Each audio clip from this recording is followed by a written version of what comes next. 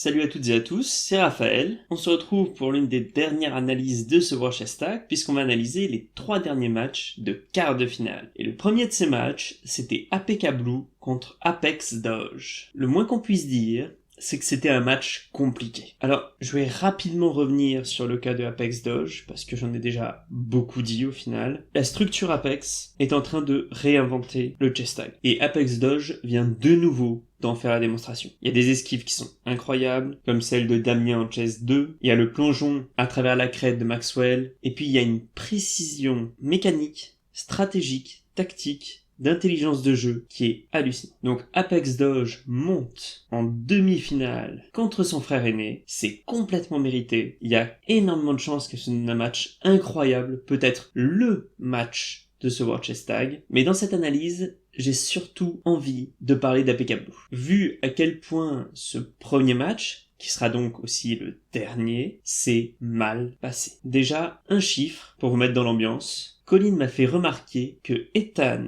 et Frank ont fait 10 chases sur les 14 de ce match. 10 à eux deux.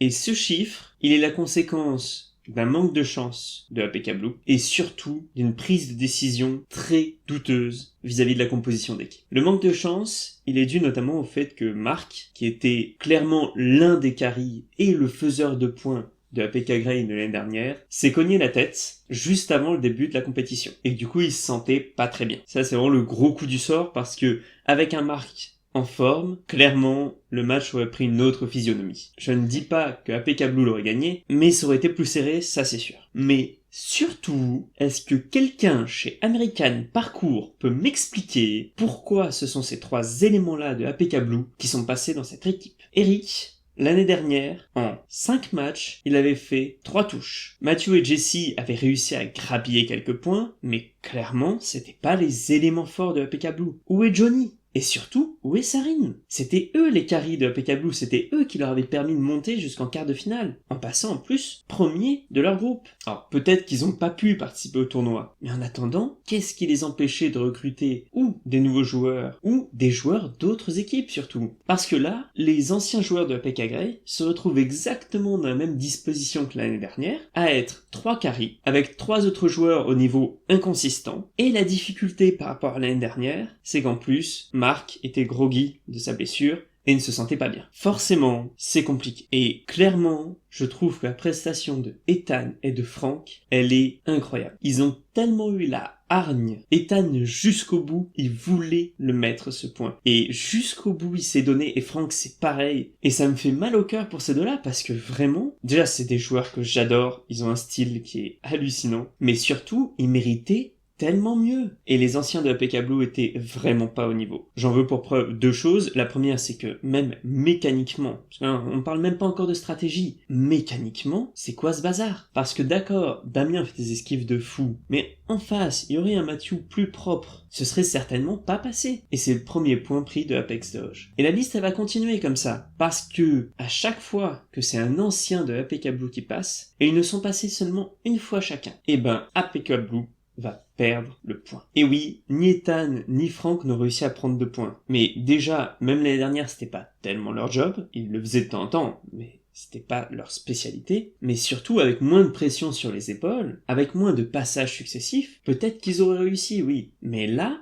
ils ne pouvaient pas laisser un des anciens d'APK Blue sur le terrain sans que ça se transforme en catastrophe. Donc Ethan est passé 3 fois au total pour 6 chases et Frank 2 fois pour 4 chases. Donc oui, l'année de l'American Parkour aura été catastrophique au global. Mais en même temps, ils l'ont plutôt bien cherché. Voilà. Je pense que j'ai fait le tour pour ce match. Je suis suffisamment énervé, c'est bon. On va passer au deuxième match, GNF contre Empire. Et je l'ai déjà dit, mais quel plaisir de revoir GNF et surtout une équipe de GNF à ce niveau et avec un mercato qui, s'il n'est pas d'ores et déjà gagnant, est d'ores et déjà super intéressant. On garde le cœur de l'équipe, Seth et Davis. On continue de faire confiance à Julius et Jake qui avaient fait des performances en demi-teinte l'année dernière, mais qui se sont améliorés cette année. Et on remplace Beer et Mike par 2 éléments très forts d'autres équipes. Vous voyez APK Blue? C'était ça qu'on voulait voir faire. Et Empire ont fait de leur mieux. Mais clairement, c'était pas suffisant. D'autant que, comme d'habitude, j'ai envie de dire malheureusement, le plus efficace, ça aura été et ça va rester leur petit nouveau, Nick, qui nous aura fait un tournoi absolument sensationnel. Je pense qu'on est parmi l'une des meilleures surprises par rapport à un nouveau joueur cette année. Hors Apex, mais bon. Mais le reste de l'équipe a eu tellement de mal. Jonathan cette année, en 3 matchs, 0 touche. Et même Falco, qui est pourtant le meilleur chasseur de l'équipe, a plié face à Davis. Et en même temps, clairement, la marche était trop haute. Empire a quand même fait un beau parcours. Élimination de Fivebro, élimination de Freedom in Motion, qui a été l'une des 2 seules nouvelles équipes à se hisser jusqu'en 8ème. Par rapport à l'année dernière où ils se sont fait éliminer dès les phases de groupe, l'équipe new-yorkaise aura fait un beau palmarès. Après, clairement, ça reste une équipe milieu de tableau qui va devoir faire de gros changements l'année prochaine s'ils reviennent dans le World Chess Tag pour espérer mieux que cette année. Et GNF, on l'a dit, revient en force. Davis, plus percutant que jamais, qui prend un de ses doublés dont il a le secret. On n'a pas beaucoup vu Seth, mais du peu qu'on a vu, c'était toujours au même niveau. Ça fait plaisir de voir Julius commencer à prendre un point et surtout à toucher dès le début. Jack est peut-être le joueur le plus en demi-teinte de l'équipe pour le moment,